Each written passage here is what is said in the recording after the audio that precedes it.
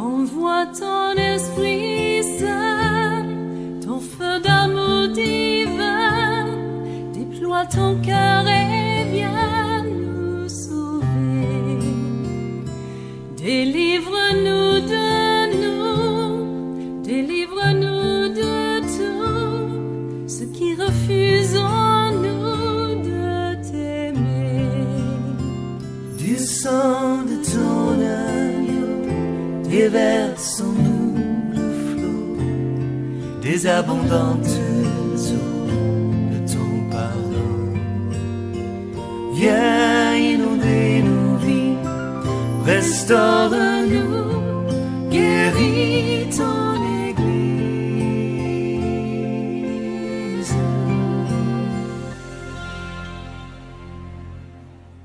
Au nom puissant de Nazareth. Oh, merci Seigneur parce que tu le fais, tu es fidèle. Merci Seigneur Jésus.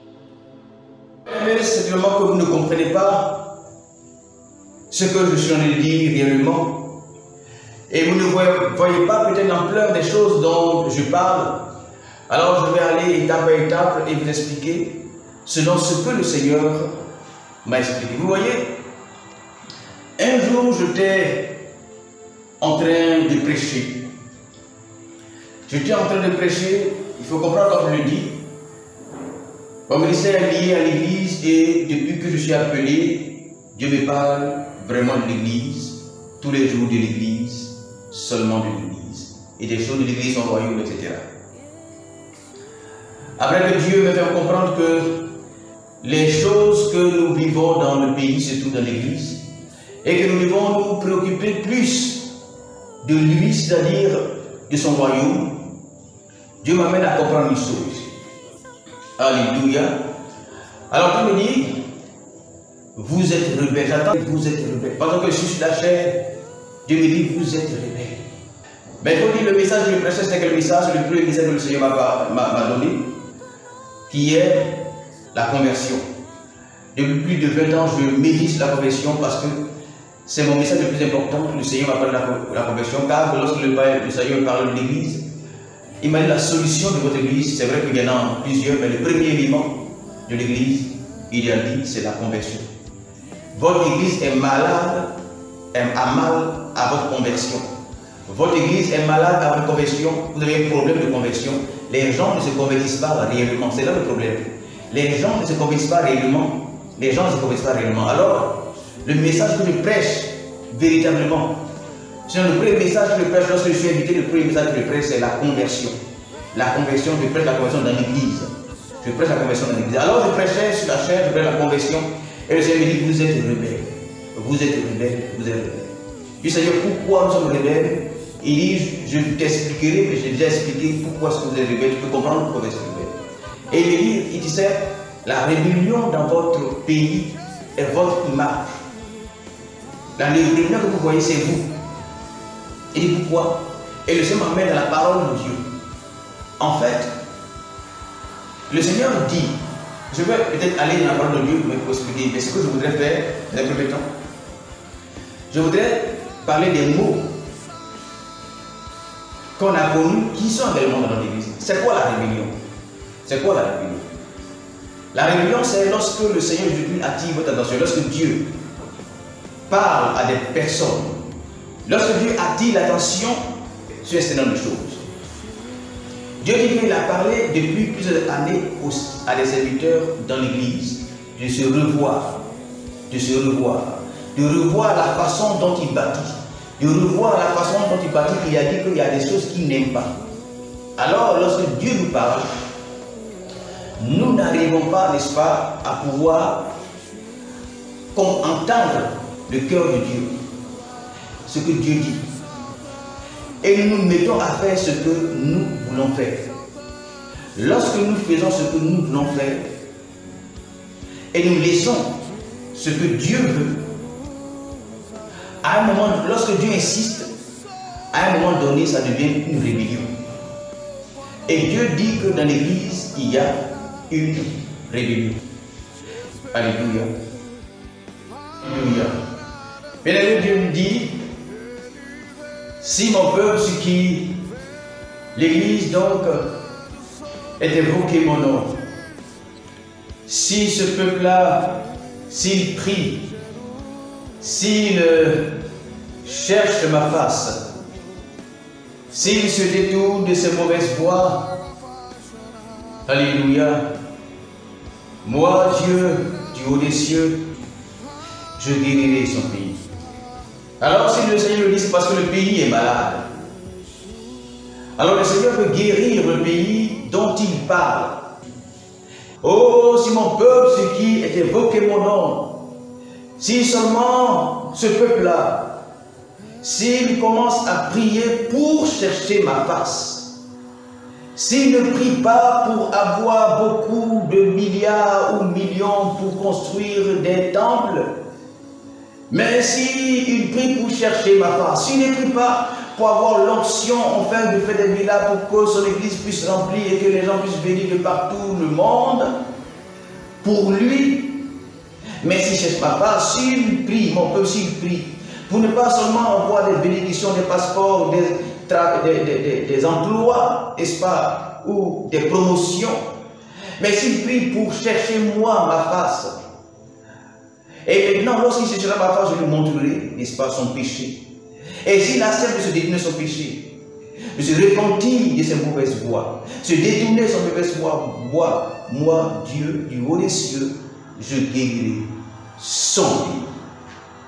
C'est la parole de Dieu, et je voudrais que Dieu puisse guérir nos cœurs, que Dieu puisse guérir notre pays, que Dieu puisse venir, n'est-ce pas, se manifester selon qu'il a dit. Allez et faites de toutes les nations des disciples, afin que la nation puisse me servir. Et nous disons, la première étape, c'est l'évangélisation. Prendre les gens dans le monde, comme Moïse l'a fait, prendre le peuple de Dieu en Égypte. Ce n'est pas tout. Dieu n'a pas dit Moïse, Moïse, mon peuple souffre, Moïse, Moïse, mon peuple est en captivité. D'ailleurs, Dieu a dit à Abraham que je vais te donner un peuple et il sera en captivité. Dieu a dit à Abraham qu'il sera en captivité. Pourquoi? J'ai expliqué déjà ces choses-là. Mais maintenant, Dieu est en train de nous montrer que lorsqu'il sera en captivité, je vais l'enlever de captivité. Il n'a pas dit je vais le mettre derrière la mer rouge. Je vais le faire traverser, n'est-ce pas? Je disais, le peuple que nous allons prendre l'évangélisation, nous pensons que l'évangélisation, c'est ça l'œuvre de Dieu. C'est très faux. L'évangélisation, ce n'est pas seulement, c'est la première étape. C'est seulement la première étape. C'est la première étape. Et celui qui est évangélisé peut retrograder. Parce qu'il ne connaît pas Dieu. Il a accepté. C'est pas parce qu'il a accepté de connaître Dieu maintenant ce n'est pas ça l'objectif. Nous devons connaître Dieu, ce à quoi nous ne travaillons pas maintenant. Parce que lorsque nous sommes convaincus, on leur promet. Et c'est là la difficulté, c'est là la difficulté. Pasteur, c'est là la difficulté. C'est là la difficulté, comprenons ça. Je parle de ça, je parle de ça, je parle de ça, et je parlerai de ça parce que Dieu me dit que c'est important. Dieu dit c'est important, Dieu dit c'est important. Et je vais faire une parenthèse là-dessus avant de continuer parce que c'est important et c'est très important. Écoutez-moi, écoutez. C'est une sagesse de Dieu, écoutez. C'est une sagesse de Dieu, écoutez. Lorsque le peuple de Dieu sort d'Égypte et il regarde Canaan, lorsque le peuple de Dieu sort d'Égypte, lorsque le peuple de Dieu sort d'Égypte et regarde Canaan, il y a deux objectifs à Canaan. Il y a deux objectifs à Canaan. Le peuple de Dieu est mort, je dis. Ce qui est arrivé au bois vert, ça arrive au bois sec. Nous sommes la même chose. C'est-à-dire que nous sommes en train de mourir. Dieu m'a dit dans l'oreille que vous êtes en train de mourir. Vous êtes en train de mourir. Pourquoi? Vous mourrez comme le peuple en Égypte. Vous mourrez plutôt pas en Égypte. Vous mourrez comme le peuple de Dieu dans le désert. Vous mourrez comme le peuple de Dieu dans le désert. Pourquoi? Écoutez, pourquoi? Je vais vous expliquer. Si on dit pourquoi le peuple de Dieu est mort, les gens vont dire non, c'est parce que ils ont désobéi ou bien c'est pas une question de désobéissance. Pourquoi le peuple de Dieu est mort? Pourquoi le peuple de Dieu est mort? Ce n'est pas une question de désobéissance. Le peuple de Dieu est mort à cause de leur passion dans le cœur. N'est pas tombé dans le désert. Lorsque Dieu sort les gens d'Égypte, il y a les passions, la chair doit mourir dans le désert. C'est l'objectif premier. C'est l'objectif premier. L'évangélisation est la première étape. L'évangélisation, pasteur. Peuple de Dieu, l'évangélisation c'est la première étape. L'évangélisation c'est la première étape. La deuxième étape, quand tu sors d'Égypte, quand tu sors du monde, la chair est en toi. Et la chair, elle est mauvaise, elle s'élève contre Dieu, c'est pourquoi Dieu a pu dire chasser ceux qui sont de les foules. Jésus en Jean 15, il chassait les foules, Il dit pourquoi tu nous chasses? Les disciples, pourquoi tu les chasses? Il dit que personne, si vous voulez venir à moi, renoncer à quoi? La chair. la chair. Alors, il dit, on va t'accepter comme notre Seigneur Sauveur. On va t'accepter comme notre Seigneur Sauveur. Jésus dit que ça ne suffit pas. Jésus dit que ça ne suffit pas. Mais pourquoi on doit faire quoi encore? Renoncer. Si vous ne renoncez pas, vous allez mourir. Si vous ne renoncez pas à la chair, renoncez. Il dit, mais nous on t'a accepté comme Seigneur et Sauveur. Nous on t'a accepté comme Seigneur et Sauveur. Il dit, il ne s'agit pas de m'accepter comme Seigneur et Sauveur. Renoncez. Renoncez à la chair. Renoncez. Renoncez au péché adamique. Renoncez à vous-même. C'est qui vaut de vos intérêts. Vos intérêts. Renoncez à vous-même. Renoncez. Il dit, non, le passé a dit qu'on a accepté. On n'a pas accepté, on ne va pas mourir. On n'a pas accepté les choses, on va pas nous manger. On n'a pas accepté. Et puis on va avoir du travail. On n'a pas accepté. Et puis on va avoir un des riches Abidjan. Le pasteur a dit que nous on n'a pas accepté. Et puis on va avoir la promotion. C'est le pasteur qui a dit. Il dit, nous on n'a pas accepté. Et puis tu vas nous donner voyage. Et puis on va voyager. Jésus a dit que si vous ne renoncez à vous-même, si vous ne renoncez à vous-même, vous ne pouvez pas. Vous ne pouvez pas devenir. Vous ne pouvez pas devenir. Il dit, non, c'est parce que le pasteur nous a dit, c'est pas ça son problème. Il dit que si vous ne renoncez à vous-même, c'est la même chose. C'est ce qui est arrivé au peuple de Dieu dans le désert. Ils sont sortis du monde en Égypte, ils sont sortis du monde, ils sont là. Ils sont là. Ils ont refusé de renoncer à eux-mêmes, car dans le désert, on vient pour mourir à nous-mêmes. Dieu, n'est-ce pas, avait la possibilité de les envoyer de l'autre côté, n'est-ce pas, en Égypte. Mais Dieu n'a plutôt en Canaan. Dieu ne les a pas menés de l'autre côté à Canaan. Pourquoi? Parce que Dieu a un problème en eux qui est la chair, qui nous fatigue nous tous. Ok? Mais maintenant, lorsque tu viens, après que tu dis que tu as cité selon toi Jésus de Nazareth, et que ton leader dit maintenant tu vas te bénir, maintenant tu vas te bénir, maintenant tu vas te bénir. C'est pas ton leader là, il est inconscient. Ton leader, il est inconscient, il est un enfant. Pourquoi il est un enfant? Ça, c'est un langage d'enfant. C'est un langage d'enfant. Je l'ai déjà dit dans mes première prédication, qui c'est le langage d'enfant. Lorsque tu t'envoies un enfant, tu ne parles pas d'un message universitaire. Dieu là, il est plus que l'université. Dieu c'est un grand professeur, il est plus que l'université. Et donc quand il va avoir des gens qui sont esclaves, qui sont d'esclaves, on ne parle pas dans un langage universitaire, on leur parle des bonbons. Petit, tu ne marches pas encore, tu fais 4 pattes, lève-toi, tu marches, tu te lèves, il faut marcher maintenant. On dit bonbon, bonbon, bonbon, bonbon, bonbon. Il faut dire bonbon à l'enfant, il ne faut pas expliquer la spécificité, il ne faut pas expliquer, n'est-ce pas, l'importance de marcher. Comment marcher, je te dis ces deux jambes, et puis expliquer ça à l'enfant, il ne va rien comprendre. Il faut lui donner un langage d'enfant, il faut parler, venir à son niveau et lui donner des choses qui peuvent l'attirer, l'intéresser. Des choses qui peuvent l'attirer, l'intéresser. Alors, des gens qui ont grandi, qui sont nés dans l'esclavage, ils ne sont pas dans la dimension de Dieu. Dieu ne peut pas leur dire des choses de sa dimension. Alors, Dieu prend un langage d'enfant. Il dit, je vais donner du lait de miel. Comment des vieux comme ça, on leur promet du lait de miel, et puis ils sont contents, c'est parce qu'ils ont un esclave, ils ont une mentalité d'enfant, n'est-ce pas? Un pasteur qui dit, il sera béni, voiture, voiture, voiture. C'est un langage d'enfant, c'est un langage d'enfant. Il faut que nous sortions dans ça. Il vous rabaisse lui-même, il est rabaissé et il s'enrichit avec les biens, il porte de la veste, ça n'a rien à voir. Un pasteur qui parle beaucoup de Jésus, de prospérité, les défis du monde sont trop grands pour qu'un pasteur nous dise il va aller à voyage, il va avoir une voiture jolie, voiture.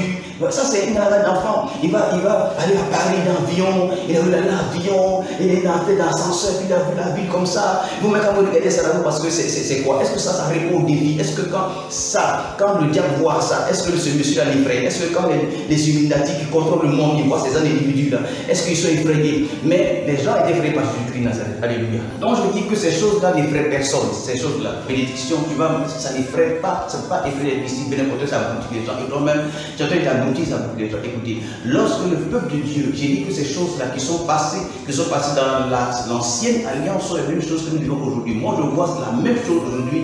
Moi, je vois la même chose aujourd'hui. C'est pas pourquoi est-ce que les gens ne voient pas ce que je vois. Je vois exactement ce qui s'est passé dans l'ancienne alliance. Je vois ça aujourd'hui encore. C'est-à-dire, voici, nous étions dans le monde. Dieu nous montre, nous sommes dans le monde, nous sommes passés.